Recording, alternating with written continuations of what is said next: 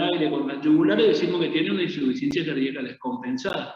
Si además de eso tiene signos y síntomas de insuficiencia respiratoria por el acúmulo de líquido, decimos que tiene un edema agudo de pulmón. Y si tiene todo eso o no, y tiene signos de bajo gasto cardíaco con trastorno de perfusión sistémica, decimos que tiene un shock cardiogénico. ¿Fue quedando claro? Sí, doctor. ¿Sí? Sí, doctor. Bueno. Y de vuelta tenemos el casito este, vamos a ver si... Pero este parece que es otro ya. Un hombre de 72 años que se presenta al consultorio quejándose de disnea de esfuerzo, empeorado a lo largo de varias semanas. Previamente él ha podido trabajar en su jardín y cortar el pasto. Pero ahora siente falta de aire después de caminar 30 metros. Antes ha tenido episodios de dolor del retroesternal con un esfuerzo cuando hacía algún esfuerzo no habitual. Una vez sintió también mareo como por caerse mientras subía escalera. El síntoma se dio y pasó luego que se sentó. Recientemente también ha tenido dificultad para dormir por las noches y debe sentarse recto apoyándose en 2 almohadas. Bueno, estamos hablando de intolerancia al decúbito con disnea nocturna. Frecuentemente y en la última semana se despierta a la noche sintiendo falta de aire, que se alivia a los pocos minutos de sentarse derecho y dejar caer las piernas al costado de la cama. Hoy permaneció con falta de aire hasta la consulta y también ha notado que sus pies se han hinchado especialmente al final del día. Él no fuma ni toma alcohol. Fíjense ustedes que el mismo pacientito de la semana anterior o del comienzo del Power, pero que acá ya tiene otra presión y tiene otra frecuencia respiratoria y tiene falta de aire. Es decir, acá estamos hablando de la insuficiencia cardíaca descompensada, ¿no? Bueno, en la actualidad, para identificar el grado de gravedad de la insuficiencia cardíaca aguda, o reagudizada o descompensada, se ha propuesto una clasificación. Esta es una clasificación rápida que nosotros podemos hacer desde el punto para saber la severidad. Y ahora vamos a ver otra clasificación después para tener una idea del enfoque terapéutico fundamentalmente. Ahora ya vamos a ver más tarde, ¿no?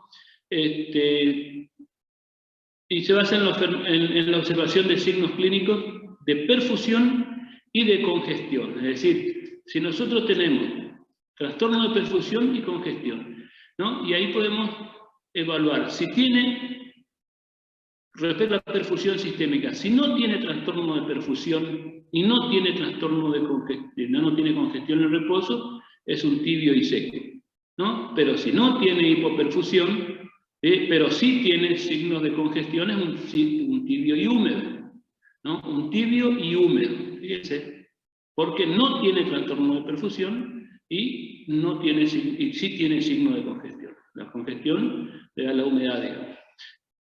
En el otro lado tenemos lo que sí tienen hipoperfusión. Estos están fríos los dos. Los que tienen hipoperfusión están fríos los dos, ¿sí? Si no tiene hipoperfusión, si tiene hipoperfusión y no tiene signo de congestión, es un frío y seco. Y si no, tenemos un frío y húmedo. Lo que tiene signo, por ejemplo, ¿a qué le llamamos signo de congestión en reposo?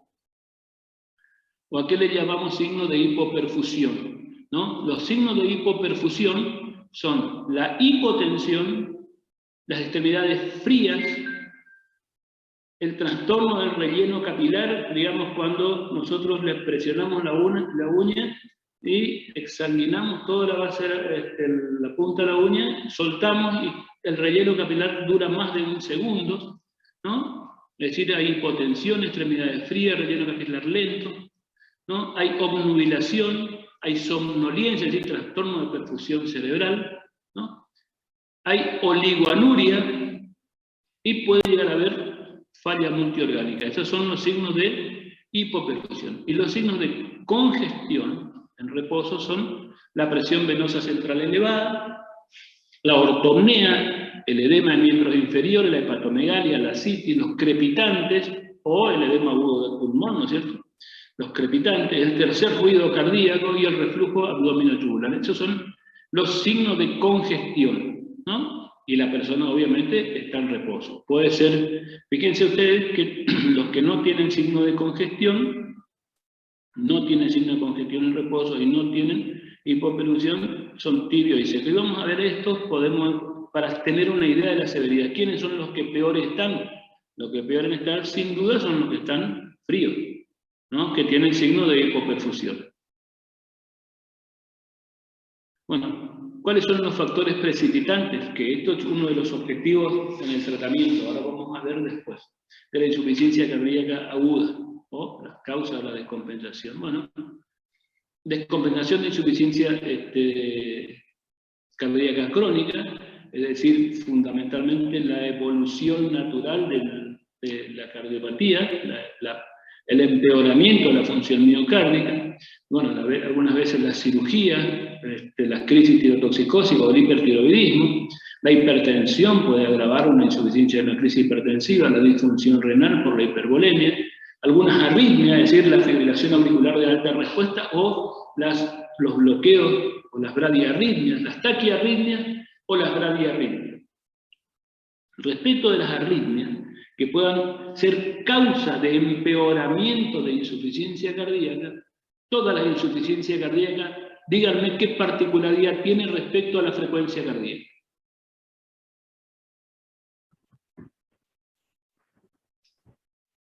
Como dijo, doctor. Díganme qué particularidad tiene, ¿sí?, que tienen las insuficiencias cardíacas respecto de la insuficiencia cardíaca, que todas están taquicárdicas. ¿No es cierto? Las insuficiencias cardíacas todas están taquicárdicas.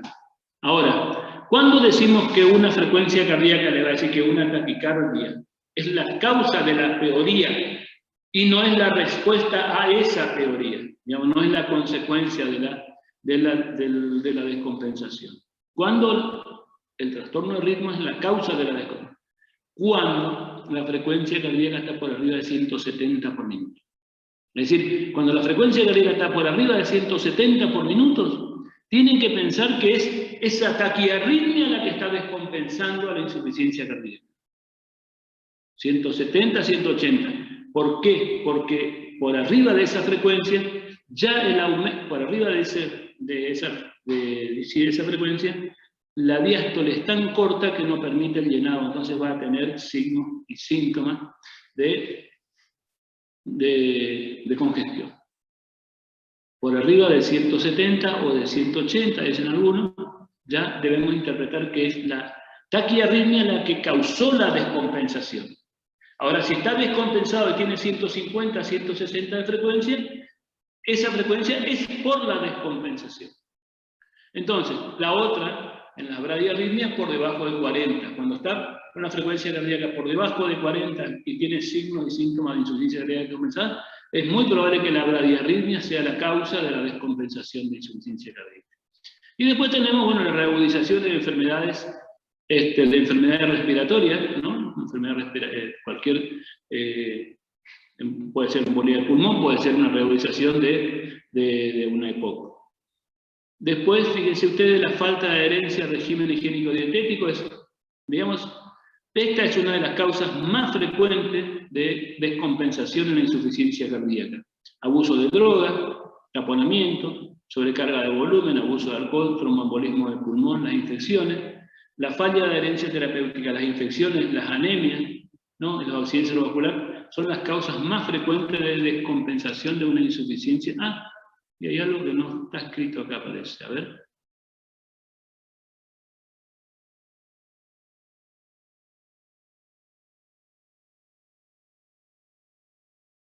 A ver, ¿cuál puede ser la otra causa de reagudización de una insuficiencia cardíaca que no está escrito acá? Qué raro, pero bueno.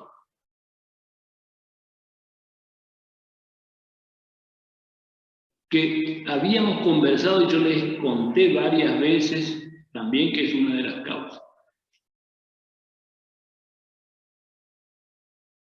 Cuando tenemos una insuficiencia cardíaca descompensada, rápidamente uno piensa en tratar la insuficiencia cardíaca y la causa de la descompensación, ¿no? Dentro de las causas de la descompensación habíamos dicho que si es falla de adherencia al régimen higiénico dietético o deja la medicación, vamos a reinstaurar la medicación y ya puede ser. Pero la otra puede ser una infección respiratoria, una neumonía, otra causa. La otra puede ser una embolia de pulmón, puede ser una neumotora. ¿Y qué me queda de la parte cardiológica que puede reagudizar una insuficiencia cardíaca?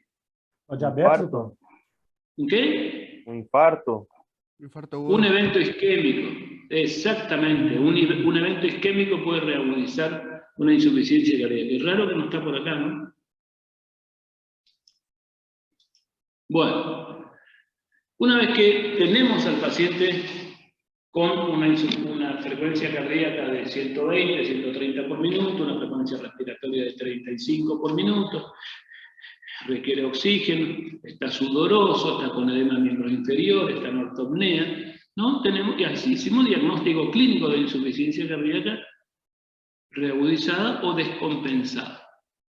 Comenzamos a pedir estudios complementarios. Bueno, el electrocardiograma, la radiografía de tórax, y vamos a ir, a partir de ahora, vamos a ir desarrollando qué es lo que podemos ver en cada uno de ellos. ¿No? El electrocardiograma, perdón, la radiografía de tórax, bueno, cardiomegalia con signos de sobrecarga pulmonar, es decir, sobrecarga derecha, en este caso acá, con congestión ileal bilateral y redistribución de flujo, una de las cosas que suelen ver. Bueno, la congestión en la base fíjense ustedes, con la pulmonar inferior derecha aumentada de diámetro. Esto habla de congestión y en este caso, fíjense ustedes, congestión, y esto también habla de cierto grado de sobrecarga derecha. Edema agudo de pulmón, ¿no? La opacidad heterogénea bilateral con signo de redistribución de flujo, que parecen alas de mariposa. Y esto es interesante tener presente al momento de hacer el examen físico, y cuando hacemos el examen físico, y también cuando tenemos la radiografía.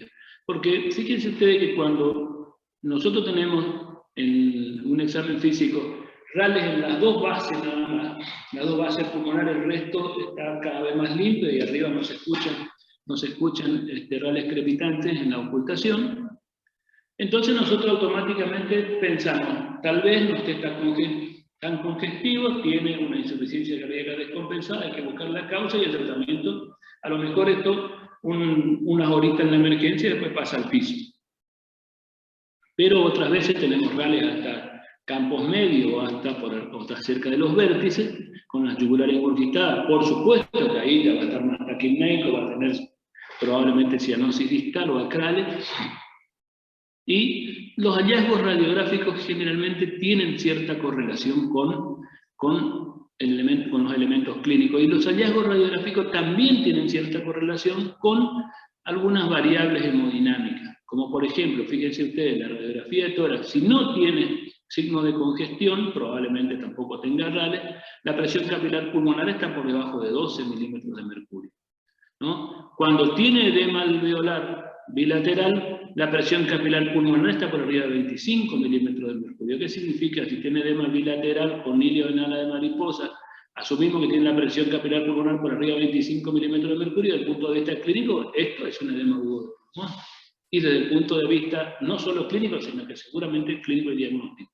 Y desde la presión capilar pulmonar normal hasta la presión de 25 milímetros de mercurio, pasamos por todos estos estadios, digamos de 13 a 17, los vasos apicales hay cierta redistribución de flujo, ¿no? De 18 a 22 hay cierta redistribución de flujo, aumenta la redistribución de flujo, y con aumento de la congestión basal, bibasal por supuesto, y de 22 a 25, edema intersticial con patrón reticular, la línea B de Kerley, y por arriba de 25 todo el cortejo radiográfico correspondiente al edema alveolar. Por supuesto, ¿cuáles son las limitaciones? Bueno, son elementos que aparecen más tarde, y también cuando el paciente mejora, desaparece más tarde, ¿no? También en la radiografía de tórax podemos ver en el mediastino cardiomegalia, ¿no? Indicador de disfunción sistólica, en ausencia de derrame pericárdico, obviamente. Esto ya habíamos visto, ¿no? El aumento del tamaño de la aurícula izquierda. Signo de hipertensión pulmonar, el cuarto arco pulmonar izquierdo, ¿no? La arteria pulmonar derecha por arriba de 16 milímetros, o la pulmonar izquierda por arriba de 18 milímetros. La silueta de la aorta forma parte también, sobre todo, el arranque aórtico y algo del callado, y las calcificaciones valvulares que podemos llegar a observar en algunas circunstancias. Estos son los hallazgos radiológicos, digamos, y de paso podemos tener una idea de la cardiopatía que tiene. Y la causa de la descompensación. Doctor. También podemos ver un neumotórax o una neumonía, claro que podemos ver. O una opacidad homogénea con broncograma aéreo, ¿no? Eso Doctor. Sí. Perdón, a respecto de la radiografía de tórax, yo no entiendo por qué el derrame pleural derecho es más común cuando es unilateral. Yo no entiendo la relación. ¿Me podría explicar, por favor? ¿Por qué el derrame pleural es más común? Sí, porque el derrame pleural de la insuficiencia cardíaca sería bilateral, pero si es unilateral es más común del lado derecho, y yo no entiendo por qué. ¿Y a vos qué te parece por qué puede ser? Tiene una explicación anatómica. Ay, te compliqué la vida, ¿viste? Eso porque ustedes no piensan. Eso porque ya te olvidaste de la anatomía. Después, vos sos Carla Fontoura. Bueno, a vos te voy a preguntar en el examen por qué. Bueno, acuérdense, a cualquiera de ustedes le puedo preguntar por qué. Es una explicación anatómica pura, así que tienen que saber. Cierto, dice, ¿no? Y en ningún lugar explica por qué. Pero tiene una correlación con la anatomía diafragmática de un lado y del otro. Bueno. El otro examen es complementario. El electrocardiograma, ¿qué es lo que podemos tener? Bueno, podemos tener taquicardia sinusal. Bueno, la taquicardia siempre, acuérdense que esto forma parte de la insuficiencia cardíaca, ¿no? Podemos tener bradiarritmia o taquiarritmia, podemos tener fibrilación auricular, bueno, trastorno de conducción intraventricular, bloqueo de rama derecha, bloqueo de rama izquierda, ¿no? Los más frecuentes.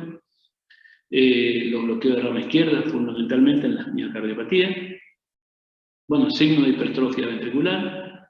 Podemos ver signos de isquemia, puede ser de fibrosis, la Q, o alteración en el STT, en la onda T fundamentalmente, que esos son signos agudos o de isquemia aguda. La Q de isquemia crónica o necrosis, y los signos de isquemia agudo serían alteraciones del ST y la onda T, ¿no? Por supuesto que estas son las patologías que producen esta alteración electrocardiográfica, y bueno, y después los trastornos del voltaje del electrocardiograma, electrocardiograma de bajo voltaje, ¿no? Puede ser con derrame pericárdico, hipotiroidismo o bradicardia. Además del bajo voltaje, tiene bradicardia cuando hay hipotiroidismo. El ecocardiograma, ¿para qué nos sirve? Exactamente la misma utilidad que cuando hablamos que para el diagnóstico, pero acá además nos sirve para tener una idea de la causa de la insuficiencia, de la reagudización, ¿no? Terminar el tipo de disfunción ventricular, ya sabíamos, y valorar la cardiopatía de base. Solicitamos, bueno, el eco que nos sirve en el evento agudo, obviamente, generalmente son los transtorácicos, y acá, para evaluar la función sistólica y diastólica, podemos actuar en la actualidad hasta hacer diagnóstico de embolia del pulmón, ¿no? Con el eco, y el transesofágico en algunos casos cuando tenemos mala ventana y cuando sospecha, y cuando hay arritmia fundamentalmente, o cuando hay sospecha de disección aórtica. En el ecocardiograma vemos la función diastólica, buscamos, digamos, los diámetros ventriculares, ¿no? Buscamos la dilatación, fundamentalmente, que es lo que se busca, el diámetro diastólico de fin del diámetro de fin de diástole del ventrículo izquierdo, tiene que ser más de 54, las valvulopatías, para evaluar también los diámetros, en la insuficiencia aórtica fundamentalmente. La fracción de acortamiento, que esto nos da una idea de la fracción de eyección, pero lo que fundamentalmente buscamos es la fracción de eyección, y las alteraciones segmentarias de la contractilidad. Bueno, las alteraciones segmentarias de la contractilidad a nosotros nos dice directamente de que hay una alteración isquémica, ¿no? Es decir, cuando hay un sector del miocardio que no se contrae en forma sincrónica con todo el resto.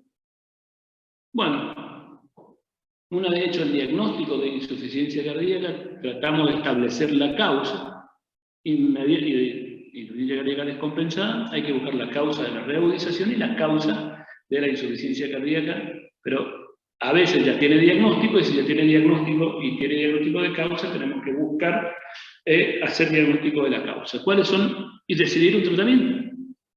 ¿Cuáles son los objetivos terapéuticos? Alivio sintomático, sin duda, corrección de las alteraciones fisiopatológicas, tratar la causa de la insuficiencia cardíaca y tratar la causa de la descompensación.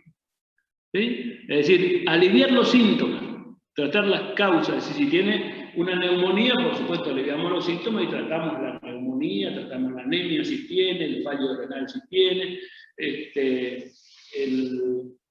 abandono terapéutico. Eso siempre tenemos que tener presente en las personas que tienen una patología crónica. Ya habíamos hablado, cuando hablamos de los aspectos diagnósticos, que es lo que tenemos que tener presente y en cuenta para asesorar, y la educación es otro de los puntos clave. Entonces, de los objetivos terapéuticos, alivio sintomático, corrección de las alteraciones fisiopatológicas, tratar la causa de la insuficiencia cardíaca y la causa de la descompensación. Bueno, dentro de los conceptos generales terapéuticos, el tratamiento fisiopatológico independiente de la cardiopatía de base va dirigido a mejorar la función ventricular, actuando sobre los determinantes del gasto cardíaco. Y ustedes que pensaban, ¿para qué yo tengo que saber cuáles son los determinantes del gasto cardíaco? Si esto yo no voy a ver nunca. Bueno, lamento decirle que van a tener que volver a repasar, creo que ya le dije. Es decir, tenemos que actuar sobre la precarga, la poscarga y la contractilidad y la frecuencia cardíaca, ¿no? Es decir, cuando se descompensa tenemos que buscar dónde podemos actuar para mejorar, ¿no? Para mejorar la función ventricular. Bueno, ¿qué es lo que tenemos que utilizar? Drogas de efecto rápido, drogas con perfil hemodinámico que permitan rápida titulación y efecto farmacológico, es decir, por vía endovenosa fundamentalmente. Y el esquema general, ¿no? Obviamente, la historia clínica no es la misma historia clínica que ustedes conocen, la historia clínica académica o la historia clínica legal. No, va a una historia clínica dirigida rápidamente, qué hizo, qué no hizo, cuándo comenzó, cómo siguió, y ya no tenemos.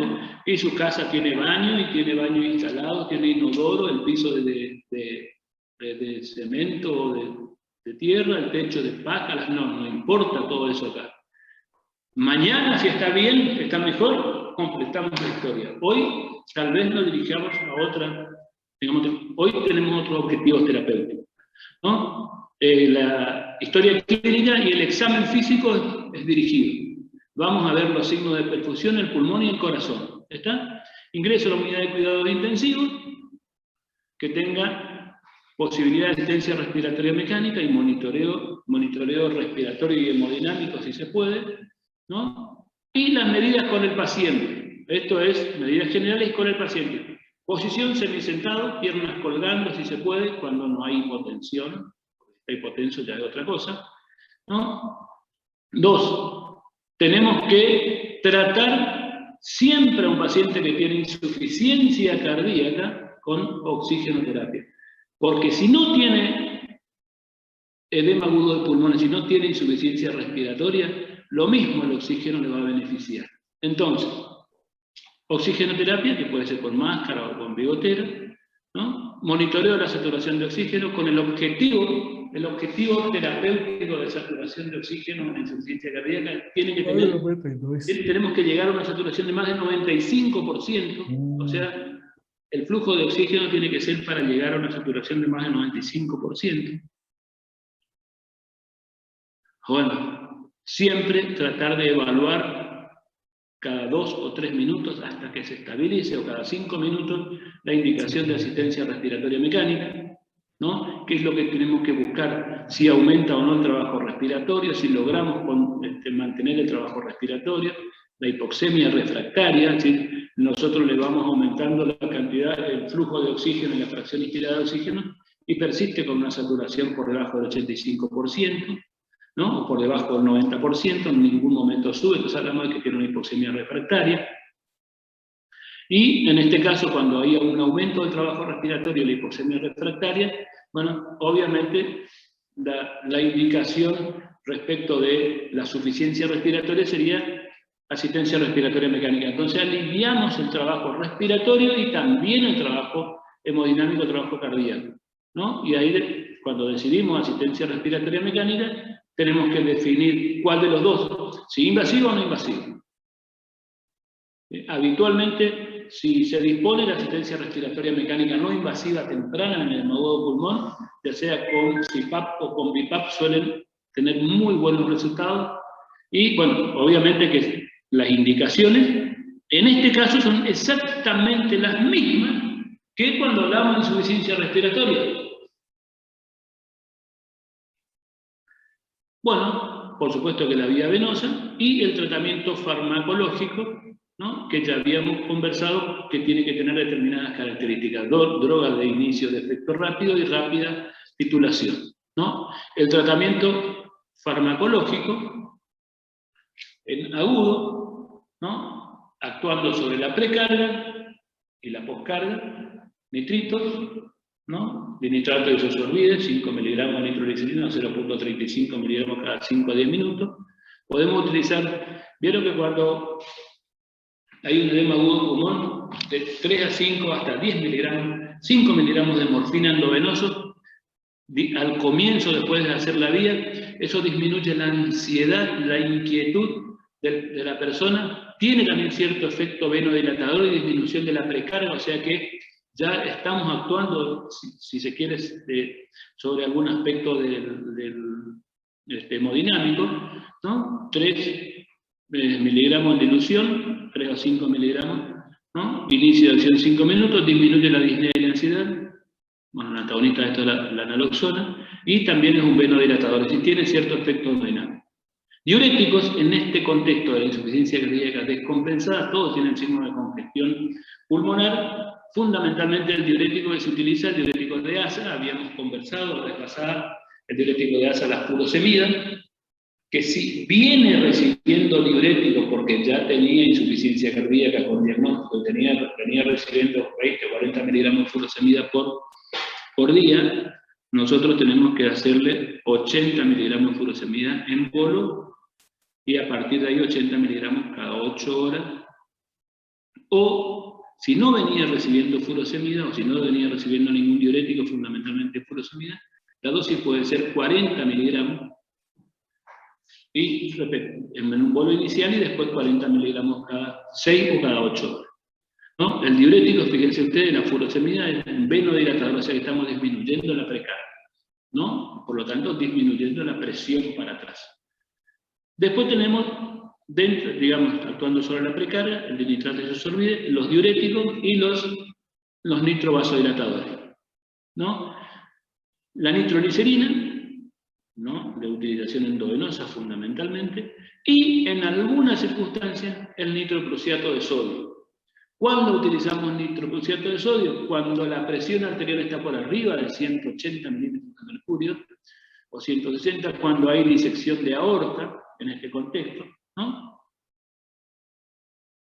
Pero la nitroglicerina podemos usar siempre que hay insuficiencia cardíaca descompensada, con hipervolemia o con sobrecarga de volumen, y con o sin edema de miembros inferiores. La nitroglicerina, y siempre que hay insuficiencia cardíaca descompensada, se usa el diurético porque siempre hay cierto grado de sobrecarga de volumen.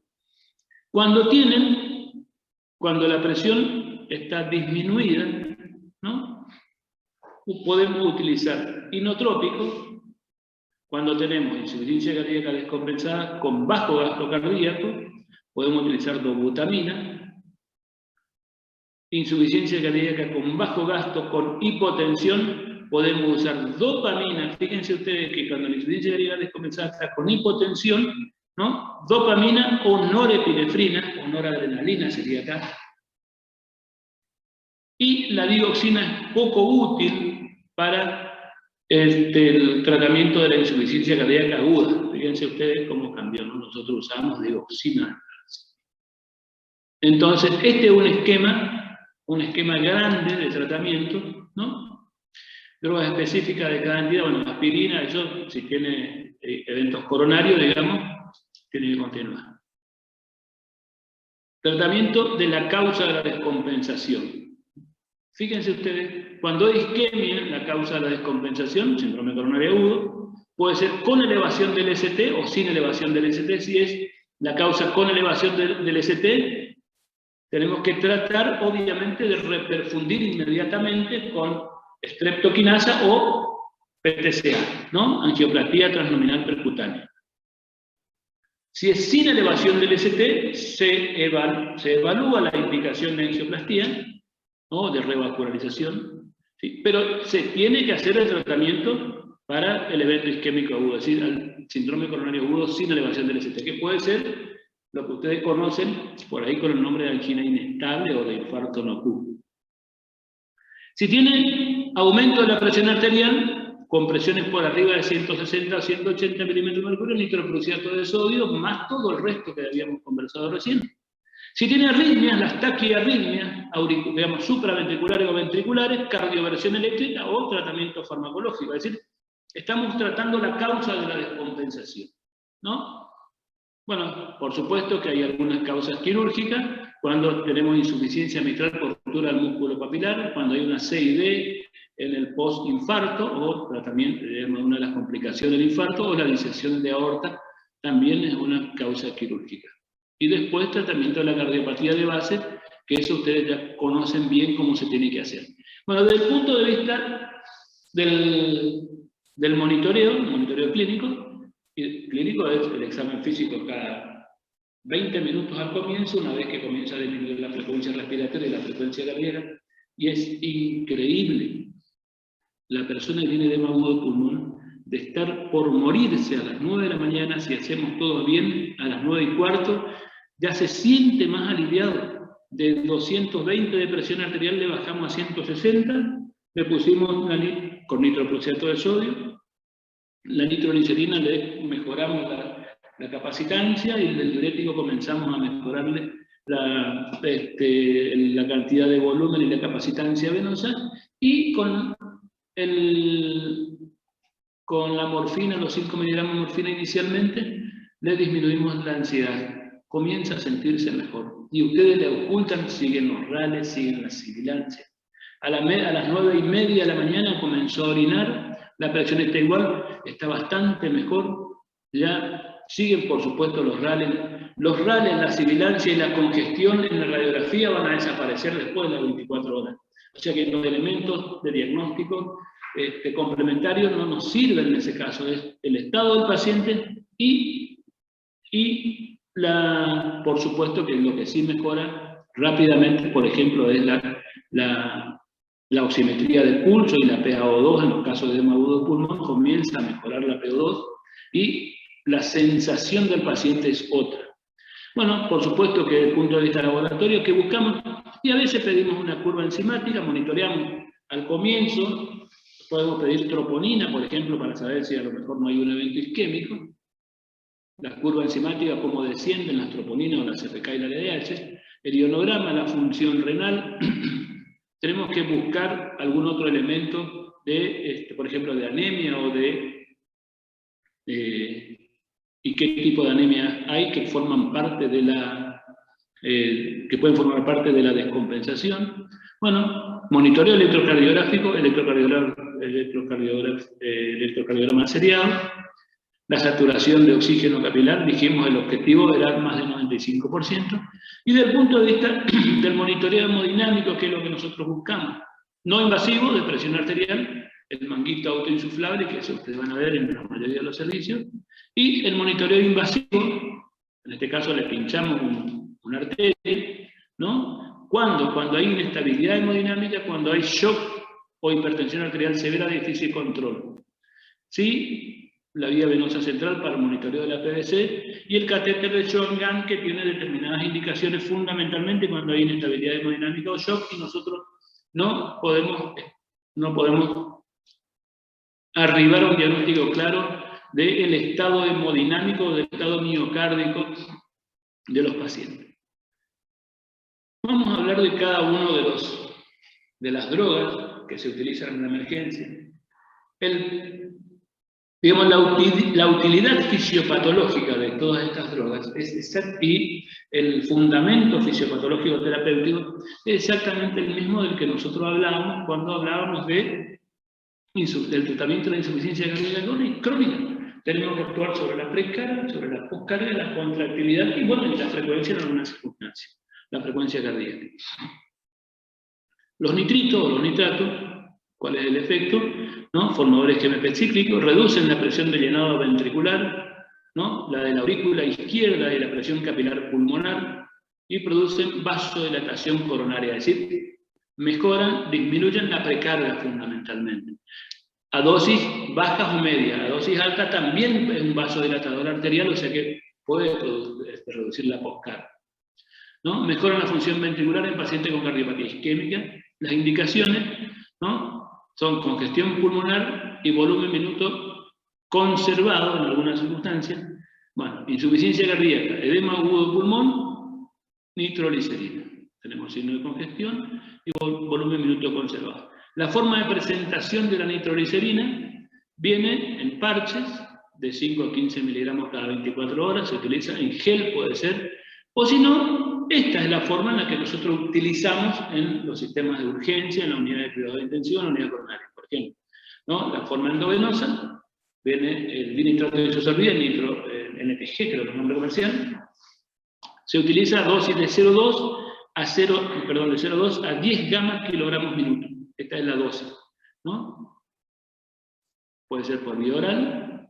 El mononitrato de isosorbida, este es el dinitrato sublingual, se puede hacer. El mononitrato, 20 miligramos cada 8 horas. La reacción adversa puede producir hipotensión, bueno, cefaleas casi, esta es muy frecuente, la cefalea, sobre todo más que la hipotensión. Tiene un efecto de que cuando va pasando el tiempo va habiendo tolerancia a la droga, puede producir taquicardia y en algunas circunstancias puede dar como efecto adverso síncope. Acuérdense ustedes, la tolerancia, la hipotensión, el síncope y la cefalea. El nitroclosiato de sodio es un vasodilatador arterial fundamentalmente y venoso, formador de GMP, disminuye la pre y la postcarga, la tensión arterial, aumenta el volumen minuto, disminuye el consumo de oxígeno al miocardio, pero no es un vasodilatador coronario, acuérdense, ¿no? Las indicaciones: insuficiencia cardíaca grave con disminución del volumen minuto y aumento de la presión capilar pulmonar y la TA baja o normal y elevada por más razón, ¿no? Insuficiencia cardíaca y regurgitación mitral y ruptura del músculo papilar. Esto nosotros lo que tenemos que hacer es reducir al máximo la poscarga para que al reducir al máximo la poscarga la resistencia a la salida de la sangre por el tracto de salida del ventrículo izquierdo sea menor que la resistencia a la salida de la sangre hacia la aurícula en los casos de regurgitación mitral aguda por ruptura del músculo papilar. Las dosis de 0,5 a 5 microgramos kilo minuto, esto también por vía endovenosa. ¿Qué inconvenientes tenemos cuáles son los efectos que tenemos efectos adversos del nitroclosiato? Puede ser la hipotensión, acuérdense que la dosis es muy baja y cuando colocamos nitroglicerina o nitroclosiato, comenzamos con la dosis más baja, por ejemplo 0,4 microgramos kilo minuto de nitroglicerina. Comenzamos a pasar hacemos la dilución, una ampolla de 25 miligramos de nitroglicerina, ponemos en 250 mililitros de solución fisiológica o de dextrosa, ¿no? Y tenemos 25 miligramos en 250, tenemos 100 microgramos por cada mililitro, ¿no? Tenemos 100 microgramos por cada mililitro y sabemos que el paciente tiene 100 kilos. Entonces queremos pasar 0,2 microgramos kilo y tenemos que pasar 200 microgramos. Tenemos que pasar 200 mililitros 2 mililitros por minuto, ¿no? Pasamos 2 mililitros por minuto. Entonces ponemos en la bomba 2 mililitros por minuto o 60 mililitros hora. o perdón, 120 mililitros hora. Entonces va a pasar 120 mililitros hora en la bomba. Comenzamos a pasar a los 5 o a los 10 minutos tenemos que controlar la presión arterial, porque puede bajar, quedar igual o disminuir, bueno, sí, o aumentar, perdón. Si queda igual no hay problema y podemos a los 20 minutos o 15 minutos doblar la dosis y volvemos a controlar a los 5 o 10 minutos. Si sigue igual podemos doblar la dosis, es decir, ir aumentando la dosis. Y si ponemos una determinada dosis y la presión baja por debajo de 100, obviamente volvemos a la dosis anterior. Eso se llama titular la dosis. Lo mismo con el nitroprusiato, tenemos que hacer exactamente igual. Bueno, ¿cuáles son los inconvenientes del nitroprusiato? La hipotensión. Ojo con el tiocianato. Dos cosas tenemos que tener cuidado con el nitroprusiato de sodio. Es fotosensible, o sea, se inactiva con la luz. Tenemos por eso que se cubren los perfus y los goteros cuando utilizamos nitroprusiato. Uno es fotosensible. Y el otro, en las personas con insuficiencia renal crónica, pueden no eliminar el tiocianato, que es un metabolito del nitroprusiato, que es un cianuro. Y acuérdense, podemos tener una intoxicación por tiocianato, que es lo mismo que con cianuro. ¿Está? Puede producir acidosis láctica, bueno, puede producir en algunas circunstancias náuseas, desorientación y psicosis. La hidralazina es otro vasodilatador que se usa, no es muy frecuente la utilización, pero se utiliza, vasodilatador arterial, disminuye la postcarga, aumenta el volumen minuto, mejora la perfusión periférica. Limitación de su uso, TA menor a 100 milímetros de mercurio, la dosis de 100 a 300 miligramos cada 24 horas. Las indicaciones, bueno, son la intolerancia a los IECA u otra contraindicación, por ejemplo, de los nitritos o del hidrocruciato de sodio. Otro vasodilatador, esto prácticamente no se usa en las emergencias, los bloqueantes cálcicos, la amlodipina y la nifedipina, son útiles en pacientes con insuficiencia renal secundaria, cardiopatía isquémica o hipertensión arterial. Por supuesto, tiene un efecto inotrópico negativo los bloqueantes cálcicos de hidropiridínico, y sería la amlodipina, la nifedipina y el verapamilo y el diltiazem. Bueno, los no hidropiridínicos tienen efecto inotrópico negativo y contraindica su uso en la disfunción ventricular sistólica y sobre todo en la reagudización. Podemos utilizar el mesiritide. Esto prácticamente no es de uso corriente, ¿no? Inhibidor de la vasopeptidasa 2, y los receptores de angiotensina. Bueno, esto, el Bosentan es uno de los que por ahí, no sé si no está por acá. Bueno, el Bosentan se usa en los casos de que hay hipertensión pulmonar, se utiliza mucho. Y después, bueno, habíamos visto que la clasificación según la gravedad era si tenía o no tenía congestión o signo de hipoperfusión sistémica, ¿no? Teníamos 4 clases, ¿no? Clase 1 o grupo A, caliente seco, ¿no? Caliente húmedo, frío seco, frío húmedo. Si tenía signo de hipoperfusión y no tenía congestión, signo de hipoperfusión con congestión, ¿no? Pero para planificar la estrategia terapéutica, ¿no? En los sistemas de urgencia nosotros solemos ponerlo en otro tipo de, otra clasificación en otros grupos, que me pareció práctico traerla para que ustedes conozcan, ¿no? Entonces, esta es una clasificación rápida para saber la severidad, y esto para planificar, ¿sí?, la estrategia terapéutica según droga. Y ahora vamos a ver, esto es práctico, por eso le traje, ahora ya termino y le escucho. Y lo entonces lo clasifican en 5 escenarios según, ¿no?, la cifra de presión arterial sistólica. 5 escenarios, ¿cuáles son? Escenario 1, insuficiencia cardíaca aguda no hipotensiva, es decir, no está baja la presión. ¿A qué presión nos referimos? A presiones por arriba de 100 y de 140. El paciente presenta disnea y congestión con normotensión, ¿no?, o con la presión elevada por arriba de 140. Este es el primer escenario. ¿Cómo nos manejaríamos con este paciente? Este es el mejor paciente para tratar, ¿no? Porque acá podemos usar, fíjense, no tiene contraindicaciones para nitroglicerina, para diuréticos, no tiene para morfina, no tiene contraindicaciones para, bueno, la oxigenoterapia tenemos que tener. Este es el paciente que usamos casi todo, ¿no? Y después, por supuesto, para el manejo fisiopatológico. Y buscar después la causa de la reagudización, que puede ser una embolia de pulmón. Acá tenemos que tratar la embolia de pulmón, que puede ser una neumonía, también hay que tratar la neumonía. Si además tiene dolor torácico, tenemos que buscar la estrategia de revascularización. El escenario 2 es insuficiencia cardíaca aguda hipotensiva. Acá el paciente tiene disnea y o congestión con la presión por debajo de 100 milímetros de mercurio. Ojo, tiene la presión sistólica por debajo de 100. Y acá tenemos a su vez dos probables escenarios para distinguir. Esto sin hipotensión y sin hipoperfusión, ¿no? Con hipotensión sin hipoperfusión, ¿no? Obviamente ni shock, ¿no? Estos son pacientes similares a este escenario. Pero después tenemos los que tienen hipotensión con clara hipoperfusión o shock.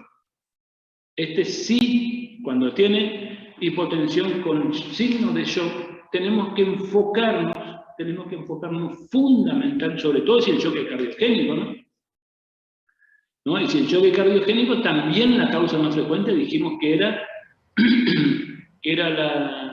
el evento isquémico. Es decir, si es un evento isquémico, tratar de, primero, tratar de mejorar la hemodinamia. ¿Cómo se mejoraría la hemodinamia en este paciente?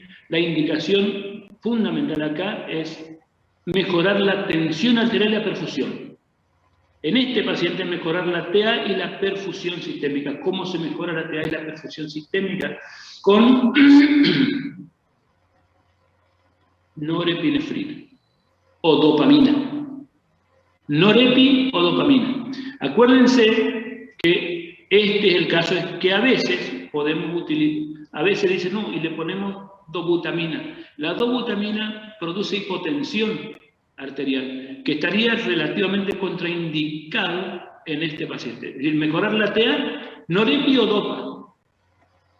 ¿Sí? Y si con esto logramos una TA de 90, una TAM por arriba de 70, y después queremos usar un dobuta, podemos mezclar inclusive dobuta. Pero este es el paciente que se utiliza norepinefrina, y también, si con esto no logramos una buena perfusión sistémica y una buena TAM, la indicación es el balón de contrapulsación aórtica. Esto es un puente para tratar, por ejemplo, si está tapada una coronaria, para tratar de revascularizar si la causa si es shock cardiogénico y la causa es isquémica. Pero si este shock es producido por una taquiarritmia, hay que tratar la taquiarritmia rápidamente.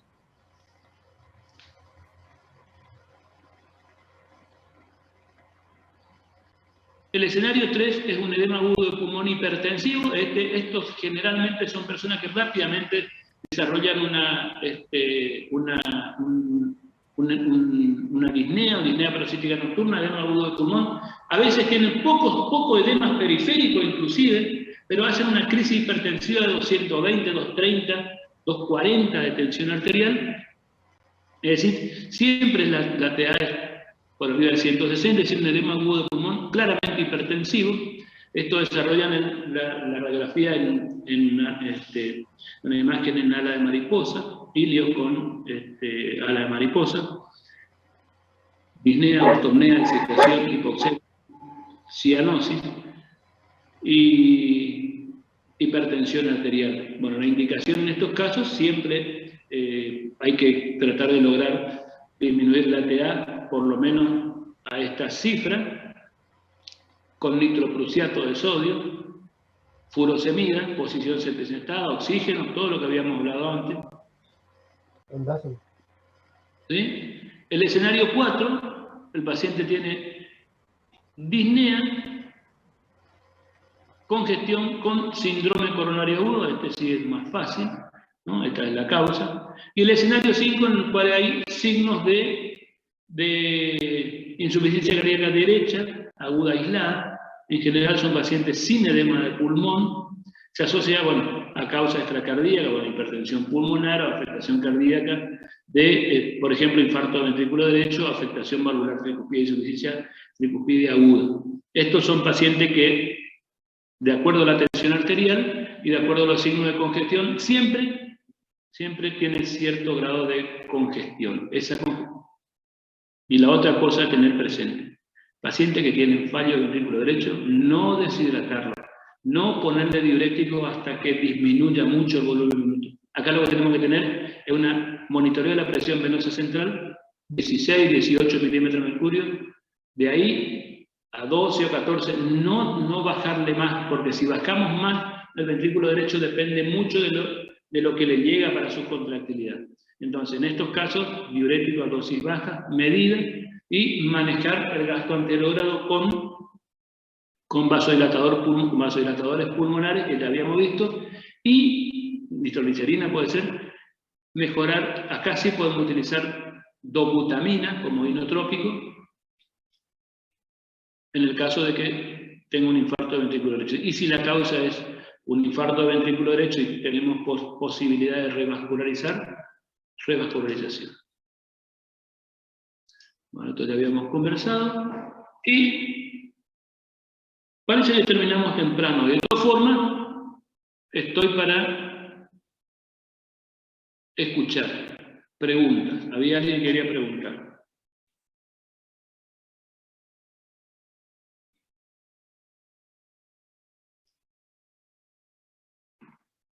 Y después vamos a discutir este casito clínico.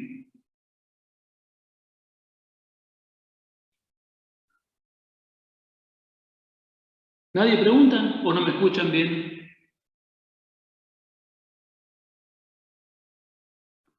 Escucha bien, sí, profe. ¿Me escuchan bien? Sí, doctor. Sí, se escucha. Casoni se fue a ver a Dumar. Casoni no prende la cámara, debe estar durmiendo a las 7. Bueno, ¿no hay preguntas? No hay preguntas. Vamos a hablar un casito clínico, vamos a ver si integramos un poco todos los conocimientos que estamos tratando de incorporar. Un paciente de 66 años de edad, de sexo masculino, procedente de Yapeyú, profesión agricultor, ingresa al servicio de emergencia con una historia de 12 horas de evolución de edema de miembros inferiores, de inicio insidioso, o sea que ya lleva hace tiempo, ¿no? Que se le hincha, se le deshincha a la mañana, se le hincha a la tarde, ¿no? Que llega hasta el tercio medio de la pierna, o sea, casi hasta la rodilla, digamos, acompaña de un cuadro de dificultad respiratoria de 1 hora de evolución, de inicio brusco, que impide el decúbito, o sea que no se puede acostar, acompañado de tos húmeda, con expectoración blanquecina, de moderada cantidad. Sudoración fría, disminución de la diuresis, niega sensación febril, niega otros síntomas acompañados. En el examen físico, dentro de los antecedentes, conocido portador de hipertensión arterial de larga data, con tratamiento irregular, familiares desconocen la medicación, no se conoce asmático, no es alérgico a alimentos ni medicamentos de uso común, no es diabético, niega cirugías anteriores y internaciones anteriores también niega. El paciente ingresa en mal estado general, con falta de aire, con disnea, taquipnea, respiración ruidosa, audible a distancia, se escucha, ¡uy! ¡Uy! Ustedes escuchan la respiración cuando ingresan a la habitación donde está, contiene sudoración profusa, ansioso, de 1 hora de evolución aproximadamente. Los controles de signos vitales, la presión arterial de 210, 100, ¿no? De 210, 100, tiene una frecuencia cardíaca de 95 por minuto, una frecuencia respiratoria de 29, por minuto, una temperatura de 36,5, y tiene fíjense ustedes, la saturación de oxígeno de 88 a 90%, y tiene un hemoglucotest con una glucosa de 155 miligramos.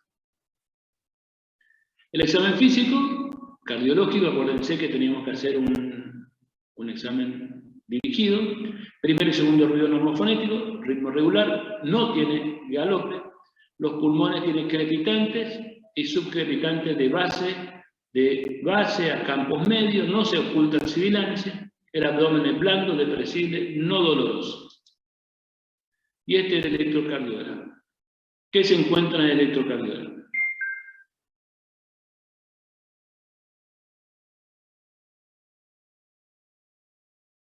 Bueno, en un ritmo sinusal, tiene una frecuencia, ya habíamos visto, de cuánto tiene, a ver, 1, 2, 3, 4, tiene 80 frecuencias cardíacas aproximadamente. ¿Sí? 1, 2, 3, RLF, tiene el eje el 0 grado, o un poquito menos 20 grados del eje, o sea que está en el cuarto cuadrante, ¿no?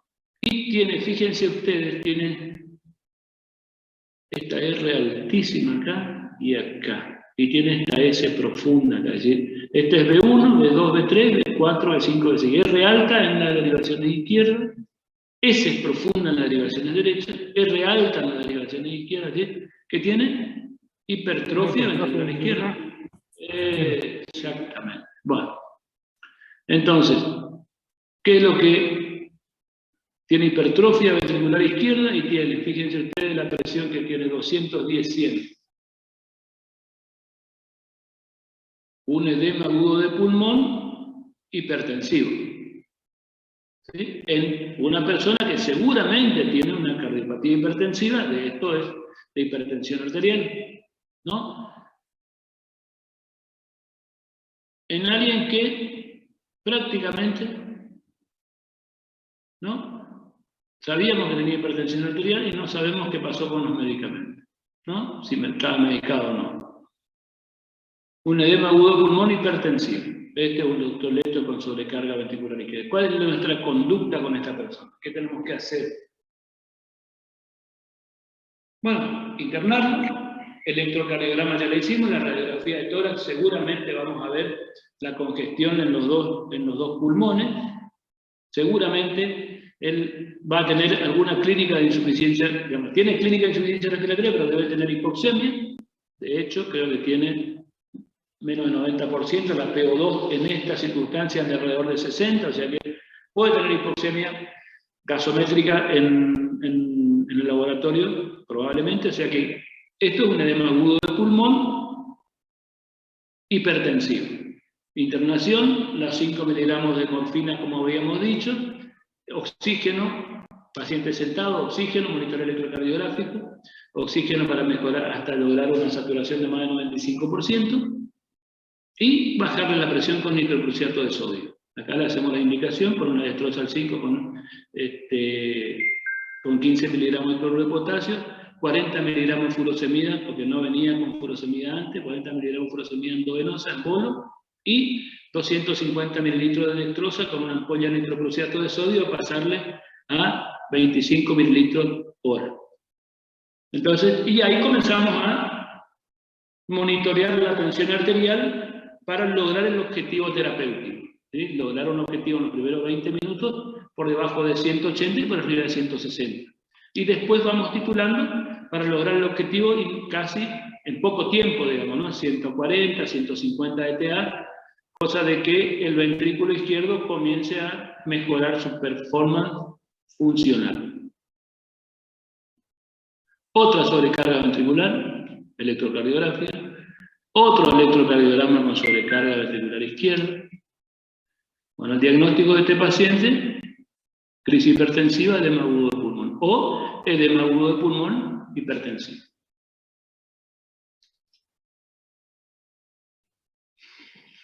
Insuficiencia cardíaca descompensada, edema agudo de pulmón, y es una emergencia hipertensiva. ¿Hablaron de las emergencias hipertensivas? ¿Sí? Fíjense ustedes, esto es una emergencia hipertensiva. ¡Qué sorpresa! Se comienzan a juntar casi todas las cosas que estamos viendo anteriormente. ¿No? Bueno, esto, y vamos a comenzar a hablar de edema agudo de pulmón, ¿no? Consiste en la acumulación de líquido en el pulmón que impide impide la normal oxigenación de la sangre y ocasiona hipoxia tisular. Filtración de líquido transudado al endotelio alveolar, provocando disminución de la capacidad de difusión, hipoxia y disminución de la ventilación. Esto es una insuficiencia cardíaca, una insuficiencia respiratoria ocasionada por una falla cardíaca. ¿Cuáles son los tipos de edema agudo de pulmón que conocemos? Cardiogénico y no cardiogénico. El cardiogénico, el que vamos a ver ahora, y el no cardiogénico es el famoso distrés respiratorio agudo del adulto. Fíjense ustedes como dos cosas de origen totalmente distinto en el pulmón se transforman en algo con la misma fisiopatología, cuanto que los orígenes fueron distintos, ¿no? Y la fisiopatología de la hipoxemia en los dos es el aumento del Joule.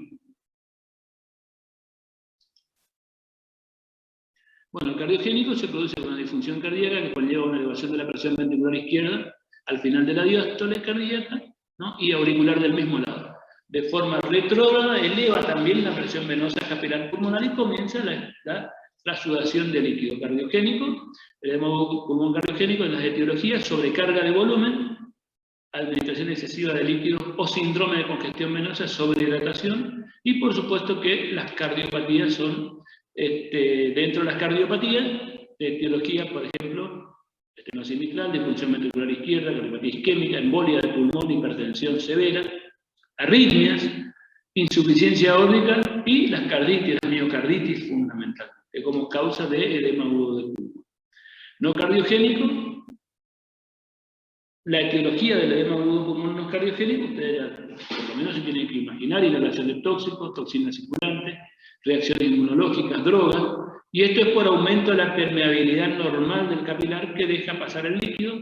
Bueno, infecciones severas, sepsis,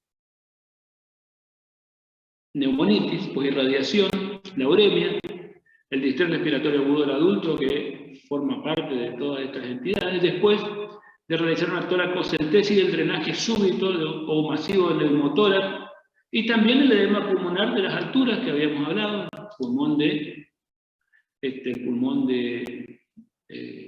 ¿cómo se llama? Mal de montaña. Y dentro de esto tenemos que saber que la alteración del sistema linfático, disminución del drenaje linfático normal de los pulmones, también puede ocasionar la linfangitis carcinomatosa. Y después, la hipoalbuminemia o disminución de la presión coloidosmótica. Esto, por supuesto, en los síndromes nefróticos, en las causas renal, síndrome nefrótico, las hepáticas, la falla hepática con trastorno en la síntesis de albúmina, y las desnutriciones pueden llegar a producir en estos casos edema del pulmón. Desde el punto de vista de la fisiopatología, aumento de la presión hidrostática, que son todas las causas cardíacas, y sin aumento de la presión hidrostática, que serían las otras, que serían las no cardiogénicas, como estábamos presentando recién. Bueno, acá, con aumento, fallo miocárdico, estenosis mitral, sobrecarga de volumen. Desde el punto de vista de la fisiopatología, bueno, falla aguda del ventrículo izquierdo, aumento de la presión a fin de diástole, del ventrículo izquierdo, de la aurícula izquierda, aumento de la presión capilar pulmonar. Bueno, más de 18 milímetros de mercurio, comienza a aparecer una fase, edema intersticial, y por arriba de 25 el alvéolo se llena de líquido, y por supuesto que todo el cortejo fisiopatológico y clínico del edema agudo de pulmón, ¿no? La otra es disminución de la presión oncótica, la insuficiencia hepática, crónica fundamentalmente, el síndrome nefrótico y la enteropatía perdedora de proteína por disminución de la presión oncótica hace que aumente el trasudado y pueda haber exudado intraalveolar. Desde el punto de vista del diagnóstico del interrogatorio, como del diagnóstico de esta entidad, del edema agudo de pulmón, ¿no? Aparece bruscamente, a veces, fundamentalmente suele ser nocturno, en general suele tener antecedentes de insuficiencia cardíaca, hipertensión arterial o cardiopatía isquémica, y tiene antecedentes de disnea de esfuerzo y tos seca, el famoso asma nocturno, también está relacionado con esto. En el examen físico, el paciente está angustiado, excitado, ansioso, inquieto, tiene una sudoración profusa, está taquipneico, polipneico, tiene una disnea, ortopnea fundamentalmente, tos con esputo humoso y asalmonado, tiene una coloración rosada, puede tener cianosis periférica o palidez y aumento de la frecuencia respiratoria. Creo que habíamos descrito todo esto. En el examen físico, estertores crepitantes hasta vértices, taquicardia, palpitaciones. Puede tener hiper o hipotensión arterial o shock, tiene que ser ruido o oliguria, y uso de la musculatura accesoria, tiene tiraje. Este es el corto. Todos estos elementos tiene el paciente con edema agudo pulmonar. Tos seca y sibilancia en la fase intersticial, tos con esputo asalmonado y crepitantes basales, luego, bueno, se extiende a los tercios medio y superior, crepitantes en marea, se llama eso cuando va subiendo, y tenemos que interpretar que ya tenemos agua dentro del alveolo. Desde el punto de vista diagnóstico, los síntomas y los datos de la exploración física suelen ser suficientes para llegar al diagnóstico. Es decir, rápidamente nosotros nos damos cuenta cuando está en edema agudo de pulmón. Que, como me dijo un compañero de ustedes en el examen, ¿qué es el edema agudo de pulmón? Y es una insuficiencia cardíaca descompensada, pero ¿y lo anterior que me dijiste qué es? Y también, pero entonces es lo mismo que lo anterior, no es lo mismo, es distinto. Pero ¿y cómo me explicás que es distinto? Y porque tenemos la insuficiencia cardíaca descompensada, y lo último de la insuficiencia cardíaca descompensada es el pulmón. ¿Pero qué es? Bueno, es cuando aparece la insuficiencia respiratoria, eso es, digamos, cuando aparece la hipoxemia, eso es el edema agudo de pulmón, ¿no? Pero bueno, y es lo último, y el shock cardiogénico es lo último de lo último, no, tenemos que tener, por eso hablamos de entidad con personalidad propia, porque tiene su fundamento diagnóstico clave, digamos, ¿no?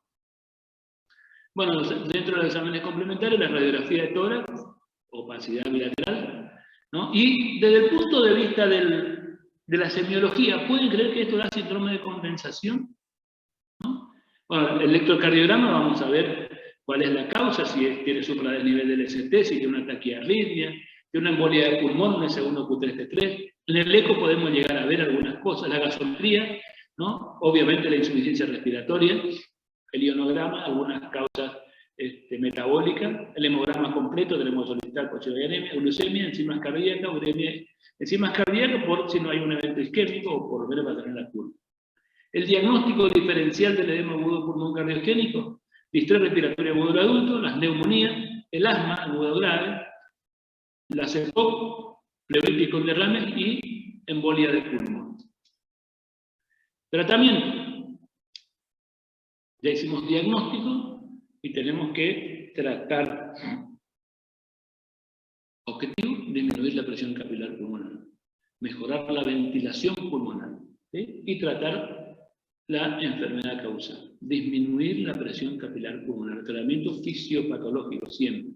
Entonces, tratamiento, oxígeno con máscara, hasta 10 litros, puede ser máscara reservorio. BNI, esto es ventilación no invasiva, ¿no? La máscara con el arnés, la máscara que se adapte bien a la nariz solo, o nasal, o nasofacial, nasobucal, ¿no? Con el arnés, y le ponemos presión positiva a fin de la expiración, o presión inspiratoria y expiratoria, de BiPAP. Los pacientes, si están lúcidos, se les explica, y toleran los primeros 30 segundos, los primeros 20 segundos, después solito, porque primero parece que le va a ahogar, y después se dan cuenta que le alivian la ventilación. Disminuye mucho el trabajo respiratorio y ventilatorio y se adaptan bien. Entonces, ventilación no invasiva, por supuesto el objetivo de oxigenoterapia ya es exactamente el mismo que hablábamos anteriormente. ¿Por qué? Porque este es lo último de la insuficiencia cardíaca descompensada, porque hay insuficiencia respiratoria, ¿no? Por supuesto que hay que tratar de la hidratación parenteral, disminuir el ingreso de sodio, ¿no? No más de 500, y de líquido no más de 500 en 24 horas. Furosemida, podemos utilizar hasta 10 ampollas endotubo de acuerdo a la presión arterial, ¿no? Acá el tratamiento es, las dosis son las mismas que cuando hablamos de insuficiencia cardíaca descompensada. Podemos usar 40 miligramos, u 80 miligramos, o 60 miligramos al bolo inicial, después 40 cada 8 horas, u 80 miligramos, después 40 o 60 cada 8 horas. El objetivo es hacer balance hídrico negativo. Bueno, y acá las drogas vasodilatadoras, enalaprilato, isordil, morfina. Algunos sugieren colocar sonda vesical. Es preferible no colocar sonda vesical, sobre todo si el paciente está lúcido y puede colaborar. Pero si no está lúcido, bueno, en ese caso sí. Y algunos sugieren hidrocortisona, la hidrocortisona solo en los casos que tenga sibilancia, si no, no. Bueno, y los efectos de las drogas y las dosis son exactamente igual que cuando hablábamos de la insuficiencia cardíaca descompensada. El pronóstico, con atención rápida y adecuada, se resuelve rápida y favorablemente. Estos son pacientes críticos que tenemos que actuar ya, porque si no se mueren. Ya y adecuadamente, porque si no se mueren. Sin atención médica adecuada, evoluciona rápida y progresivamente, llevando a la muerte en poco tiempo. Bueno, ¿tienen alguna? El edema agudo de pulmón constituye una verdadera emergencia médica y por ello debe identificarse rápidamente para instalar un tratamiento de manera oportuna. Bueno, dijimos que el edema puede ser de origen cardiogénico o no cardiogénico. ¿Tienen alguna pregunta?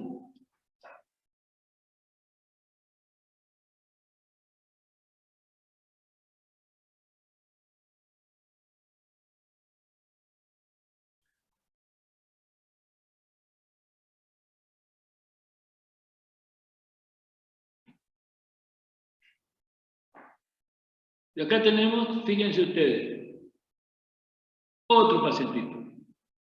¿Discutimos este otro pacientito o dejamos para el jueves, para el viernes? Porque este ya tiene, fíjense ustedes, las cifras de presión arterial son variables y dependen de la causa. La exploración física muestra un paciente angustiado, pero fíjense ustedes que acá podemos hablar de otra entidad, ¿no? Del shock cardiogénico. Vamos a hablar de shock cardiogénico y de shock en la próxima charla. Ahora nos vemos el viernes. ¿Dejaron cuestiones en la plataforma? ¿Alguien dejó alguna?